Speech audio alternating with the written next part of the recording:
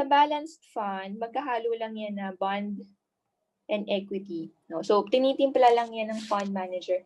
Kunwari, ngayong pandemic, it would not be good to put in more money sa equity fund, no? Kasi medyo risky, hindi natin alam yung magiging impact. Medyo long-term ang impact ng pandemic. Ang daming businesses na natamaan. Okay? So, for example, the fund manager would hold back, no? Because of the pandemic, o sige, pwede muna nilang i-50-50.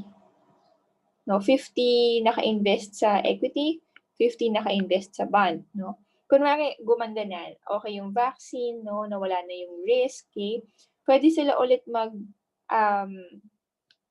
magtaas ng allocation sa equity, pwedeng gawing 75-25. So, ganun yung balance. No? Moderate risk, moderate return. Kasi pinaghalo mo yung low risk and high risk, kaya naging moderate risk siya. Ang average return ng balance fund around 5% per year.